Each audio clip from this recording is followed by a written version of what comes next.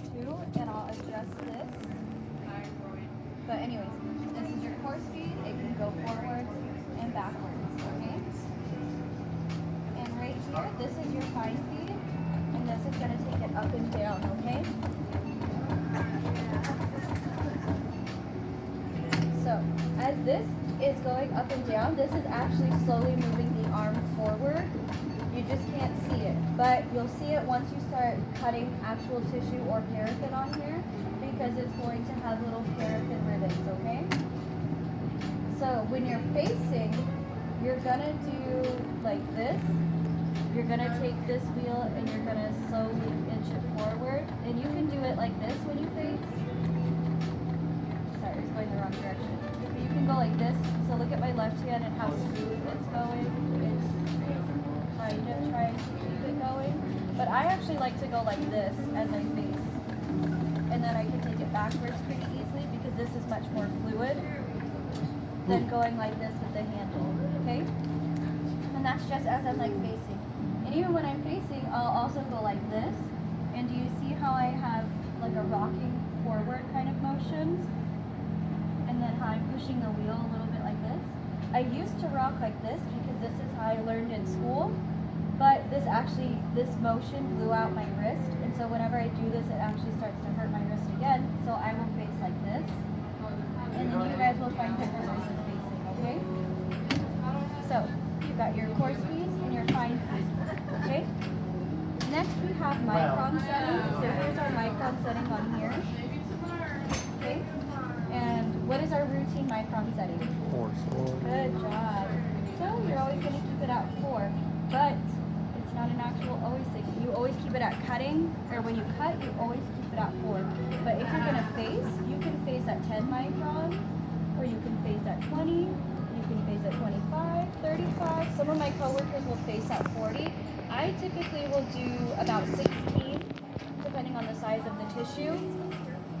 If it's really scant, you actually don't face into the tissue or into the block at all whatsoever, okay?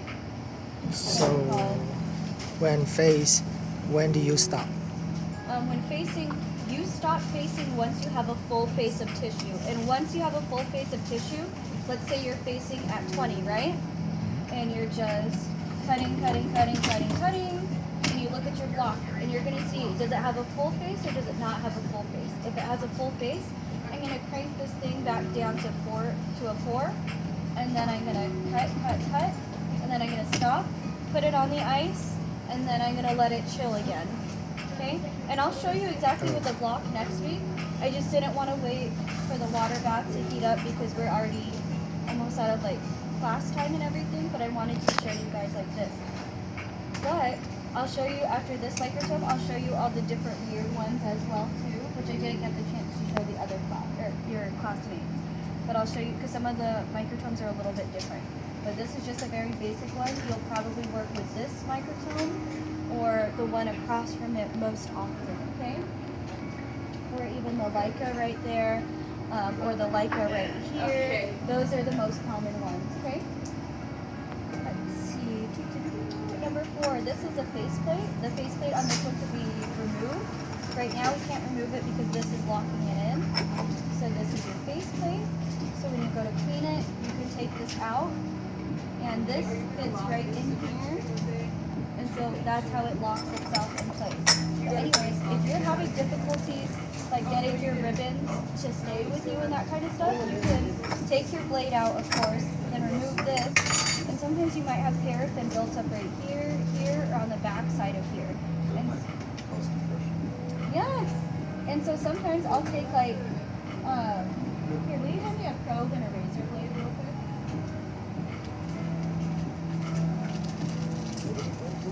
Pointy stick. Yeah. But literally, oh great, now you guys got me started too. Okay, somebody take this off, you're embarrassing. Thank you.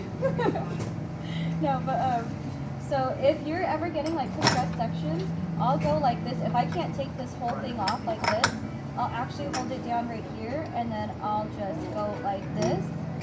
Sometimes I'll also go like, and again, no blade is in there, but I'll do this with this. well too. Or I can even go as far as, hang on, let me lock this in place so it doesn't leave.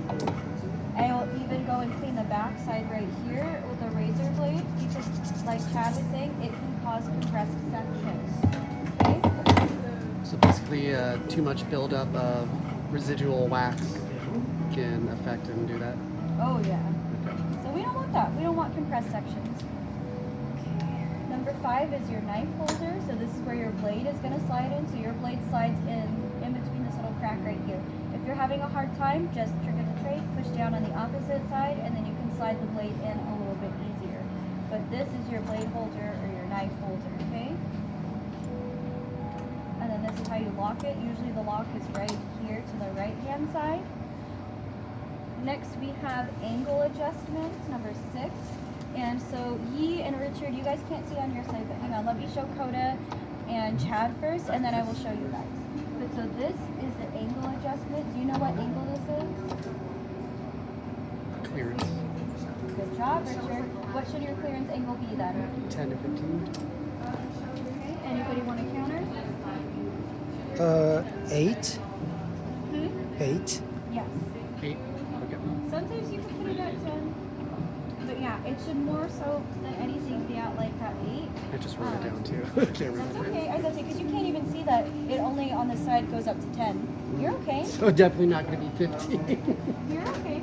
But so you can, do you see how you can lock it anywhere and everything? Yeah. So this is your clearance angle. Most labs actually have it where you can't change this angle anymore because it just causes too many issues. But that's your angle. Okay, now switch spots real quick.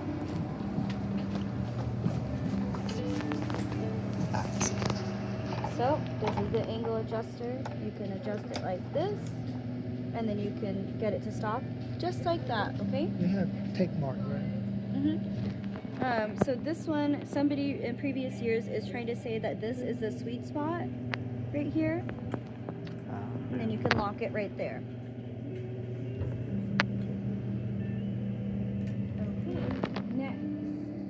Chuck. So this is going to be your chuck right here. Number 7 is your chuck.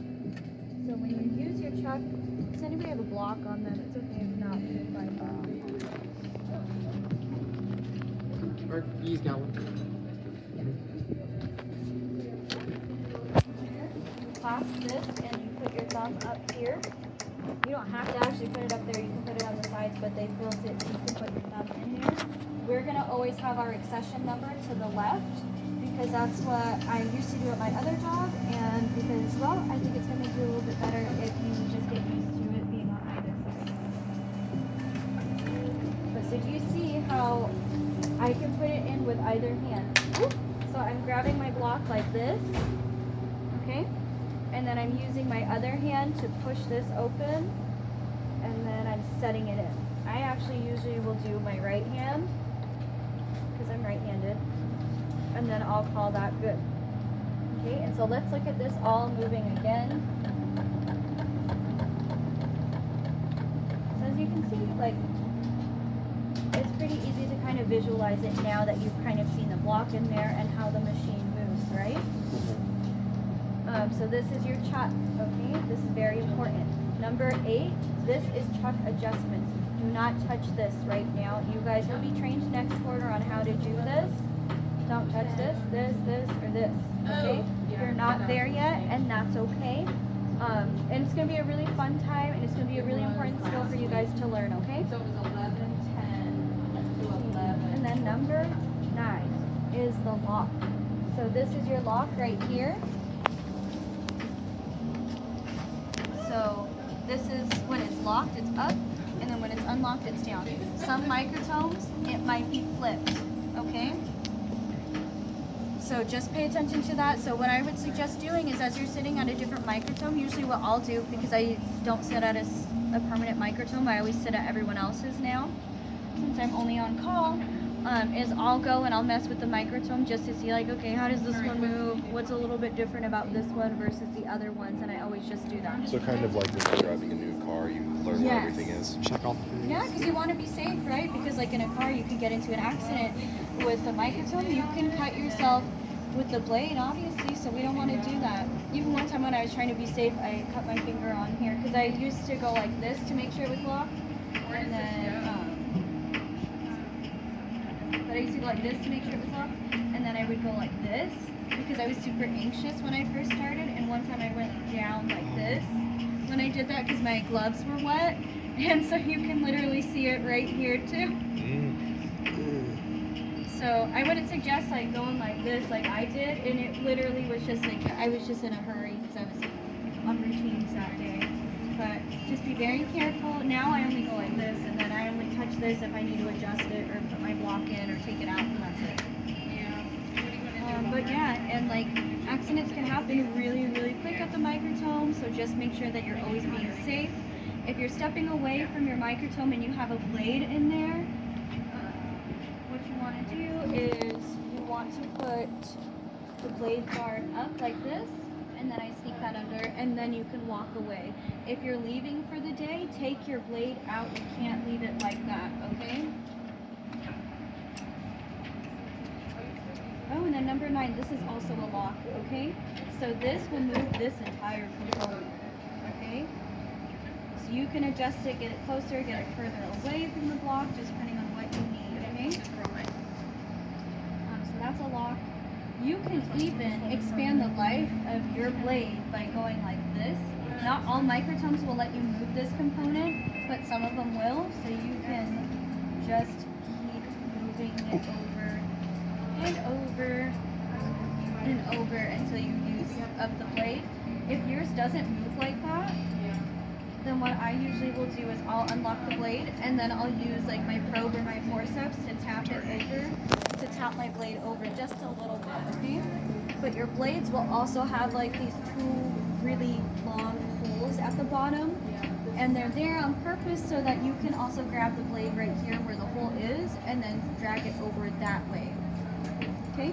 Do microtome blades get dull really fast? They can, yes. So whenever I am cutting, I will use one blade to face every single one of my blocks that I'm cutting at that moment.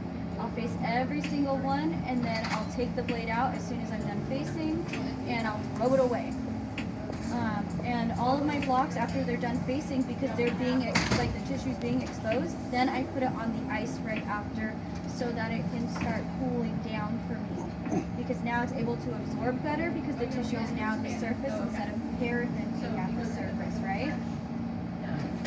So that's what I'll do when I'm cutting. That's a good question. So that's an option to face all your blocks before you start riveting them?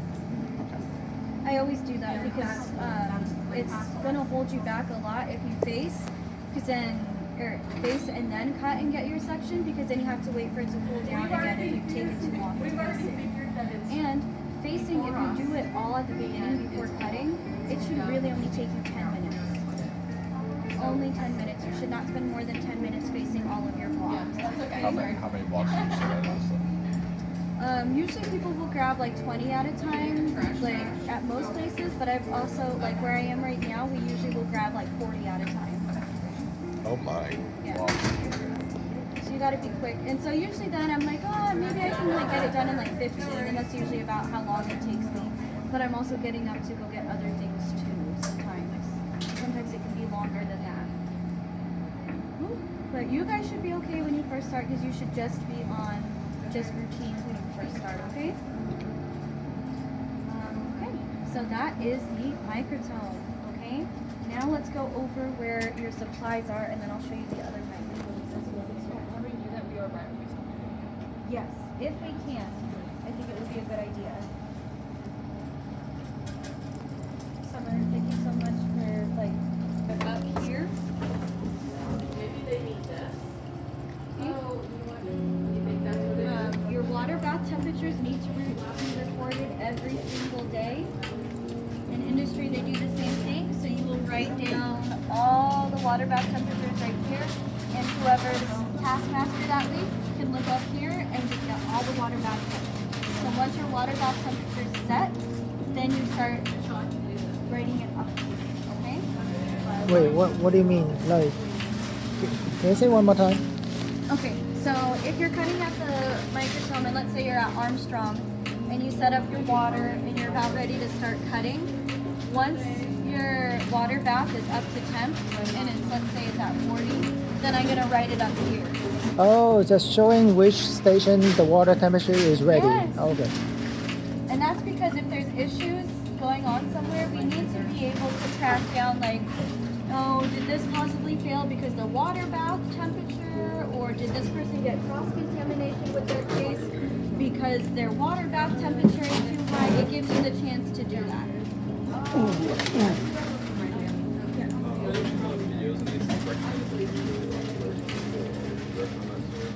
Yeah, I usually do 43. I know the lecture says like what, 35 to 40? 40 to 50. Oh, it used to say 35 to 40 when I was a student. Okay, but I would not do 50. You guys are not fast enough for that yet. My lead, I think he cuts at like 53. Well, that's if you're like fast. I was about to say, but he's like been doing this since the 90s, and he hasn't like not ever done it, you know? So he, like when he cuts, like it's like really quick, like he can get through 40 real fast. And I'm like, oh my God, I'm like, I need an hour to get through 40. Like, what the heck are you telling me right now? You're saying he sets his temp to 53?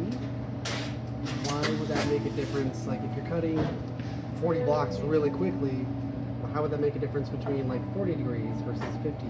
Because it's able to get the wrinkles out faster, Oh, but okay. you have to be really quick because if you leave it on there too long, it starts to explode, and then now you're causing more issues for yourself than solutions at that point. So usually when I sit at his station, I'll actually turn it down a little bit because I can't cut at that. Especially because again, like he's able to get like 40 so quickly, and I'm like, that takes me like an hour to get through 40. I'm like, I cannot do that. I don't know. Anthony's great. But anyways, what's it called? So obviously, as you know, your funnels are over here. Foil and dryer sheets are what you can use if you have any static electricity, like that's a trick of the trade. You can put them as, oh, fabric sheets can help with static electricity. That's one trick of the trade. Trick of the trade number 2 is using foil. So students like to take dryer sheets and rub it all over themselves because you get a lot of static electricity from the whiteboard. Or because right now we're coming on to winter, everybody's wearing like puffer coats, right? We're wearing warmer layers, like things that are lined, and so you have a lot of static electricity. So you can literally rub these all over you. Some people will put them in their lab coat pockets and rub it all over the machine too, like all over the microtome. If there's no blade in there, on the faceplate, especially behind the faceplate, down here, over here. Okay. So you can definitely take. I feel like one of these is open. I don't want to open this. That's why I didn't show you like that. But you can literally rub it right here. Sorry, just trying to get it on your camera. The news recording. So you can rub it here, here, here, here, and then of course in your pocket and everything. Okay. Foil. So some people will take the foil and they'll line this tray and maybe a little bit up here with foil. One of my classes, actually my first class, we used to have the storage room with the Microtomy room. And one time I left to go eat lunch in the classroom, and then I went back to go check on them, and all 5 of them were wearing foil, like team foil hats. So that's like my favorite way that students would do it too. So it's actually really funny. But yeah, so we've got foil and we've got fabric softener sheets for you guys. Most labs don't actually carry these because people are sensitive to it, and most clinical sites are supposed to be non-scented, like it's supposed to be a scent-free facility, so they don't actually have these, but we have these on campus, again, because of the whiteboard, okay? Does anyone use a static gun, removal gun? No. Most places are just like, you should be able to deal with the static. Unfortunately, one of my students over summer, during her internship, she brought fabric softener sheets because she was having issues with static electricity, and the tech that shares the microtome with her was pissed because they could not stand the smell of it, and they were like, where is that coming from? And it was like making them feel really sick at work. And so don't do that. So that's why I just emphasize, like, we have it in class because of the whiteboard. Because in industry, a lot of them are just like, you should be able to like overcome static electricity. I don't understand. You guys are also going to complain about like currents and stuff causing you to lose your ribbons. In industry, they don't care either. When I was an intern, my station was right here, like that close to a door that was outside, and people were coming in and out all the time. And so I used to just take, there's like a table connected to the actual big table, and so I would just pick it up and put it up like this so that it would protect my ribbons a little bit. But again, nobody in the industry, nobody's gonna care. They're just gonna be like, you can't cut with like a big gust of wind going by you. So some people in the industry can be like real mean about it, so I'm just letting you know. Okay? These are for your histo pools, so your ice is gonna go in here, and this just keeps it insulated. But these have holes at the top so that you can put your supplies in the top. Summer, how you doing? Good. If you have any questions, you can let me know. She just said she wasn't winning. I was not winning it against the bag. But so your supplies can go in here. You can put forceps in here. You can put probes, paint brushes, whatever you want to put. You can put them in there. Okay? Where And do they just you, get stacked up right where here. do you put these phones at? Oh, so I'll put it like right here, and then when I get my ice, the ice goes inside right here. And this is supposed to keep it insulated for longer, okay? And that's where your face blocks go while they're waiting. Oh, and what do you put on top of the ice again? Oh, we're doing demo next week. We're not doing demo right now, so that's a good question for next week, okay? Slide holders. When your slides are ready to be looked at, you're gonna put them in here after they've been stained and cover slipped, okay? And you're gonna follow the way that it's numbered too, okay? So when your slides are ready to be looked at, in fact, even when you are QCing your slides, like evaluating them on your sheet, put them in here in order so you don't lose them. It's super easy to get everybody's slides mixed up, okay? And in fact, this is how you're gonna turn in your final exam to me. But there are many different versions. There's like this version, there's this version, there's this version. There's so many for you guys to use, okay?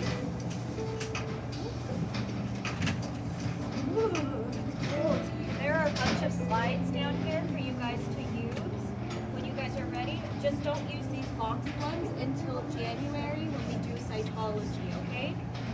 And it'll say on here too. So it'll say thin prep pap tests, and pap smears go through cytology. So that's how you can tell. So thin prep. Okay?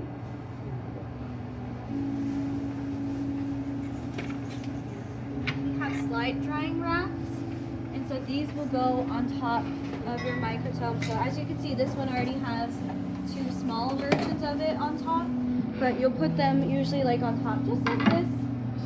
And on Fridays, we should get into the habit of bleaching these when we bleach our corning ware. Okay? Oh my god. Why do you look like a stand vacuumed in? You guys got it. Yeah. Here you go. Oh, there's a hole in it. Just be careful. There's a hole, be careful. There are also mini versions like this one. And then we also have these. So these are like your tackle boxes, but they're for sides instead. So you will take, just like your tackle box, you'll take a piece of tape, write your name on it, and put it on the top, okay? And then your slides will go in here. It can hold up to 100, but trick of the trade, you can put your slides back to back with the tissue facing opposite directions, so they don't get stuck together in here too, okay? But I would only suggest that if you're really good at cover slipping by hand, okay? And again, you're gonna write your name on a piece of tape and put it on here. Otherwise, if you don't, then I'll just text you every time I come across this box for like the next few years. I'm like, Coda, Is this yours? how are you doing? You left your box here. That sounds like But there are so many different ones. There's black ones, there's white ones, and you guys can keep this the entire school year that you're here, okay? Just keep all your slides in there.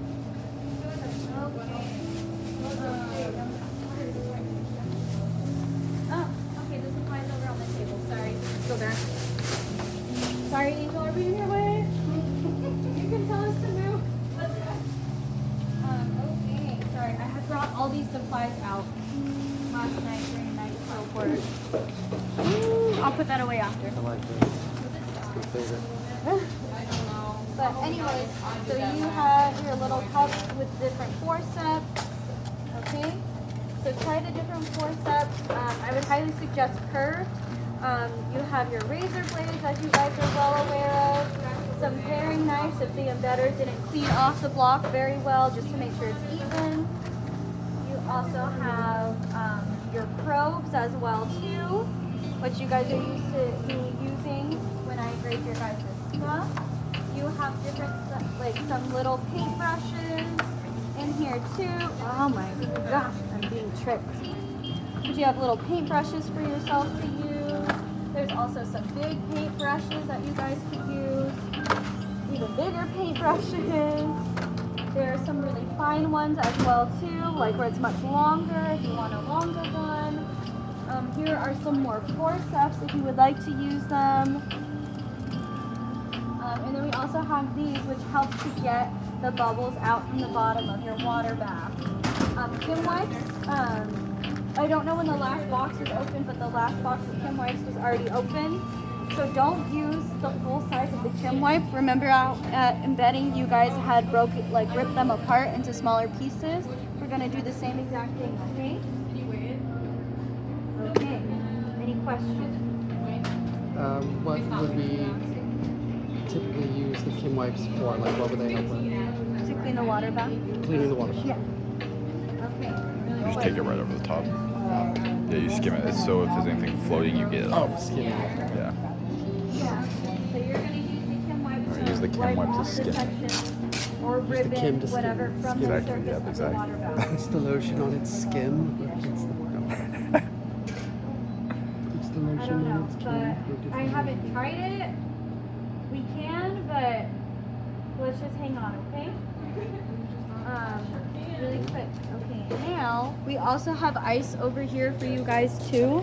For when you guys start. I haven't figured that out yet. I was just talking to her about it. So ice is gonna be in here. Sorry, Jose. yeah. So all of your ice is going to be in here. You want to make sure your ice is nice and even on the surface. If it's not, it's no big deal because I'm going to show you a trick of the trade that I do anyways. But when you open these, I usually just tell students, like literally just hit it on the ground. This one is already open though. Okay? So this is okay that it's bulging in the middle. We're going to take care of this over lab shutdown day. That's why it's bulging, is because it just keeps being thawed and then frozen, thawed and then frozen, but not even fully thawed all the way out. But so here you're going to grab your ice and you're going to be ready to go. Okay? I suggest, like if I could make any tricks of the trades, when you are coming in and you're starting microtomy, like, and you need to do microtomy for the day, first set up your water bath, like turn it on and everything, and then come get your ice. So then your ice can like thaw out a little bit for you and get a little bit more watery and runny, because that's what we want. And then so your water bath, your water bath has enough time to get warmed up, okay? Because those two are like some of the longest parts with microtomy. Okay? Yes. For our ice bath, tap water or distilled? Because We're gonna do tapped for right now. Yeah. Because the distilled, we used to have distilled connected to the building. So like this white one right here, this used to always just be distilled water. And we used to, when the HEME program was here, when the HEME program was here, they used to allow us to have DI water running through all of these. I'm sure you've seen all these different faucets around here, right? Mm-hmm. I'm sure you've wondered what they're for. They used to just be for special stains. But now, since the HEME program, since we lost them during COVID, the DI water system does not work anymore. And so now we just have to use tap water, and then during the special stains when you need DI water, then we have to buy it externally. So that's why when you guys use the DI water, I'm like, no, because night class right now is on special staining, and there's certain special stains they can't do unless it's DI water, okay? Okay. Now, really quick. Yeah. These are gonna be like the jugs you put the tap water into. 1, 2, and 3. Oh, that's okay. And then here's your thermometers, okay? And your thermometers are gonna sit in your water bath, excuse me, Coda, like this. And you're gonna use this to hold it in place. I think Summer, when they were cutting, they were actually taping it to this, and I was like, that's not a bad idea either too, if you want it a little bit more secure. These don't work anymore because students tend to break them over the years because they don't pay attention to it, and so it's down, and then they pull the cording wear, and then they just break it apart. Okay? So these are just strictly to hold thermometers in place. The only one that is not true is for this microtome, because this is a newer water bath. So with this water bath right here, you can use the temperature probe. Okay, yes. Is this fine? Sorry, I know you're in the That's okay, I'm coming. Oh, I was just gonna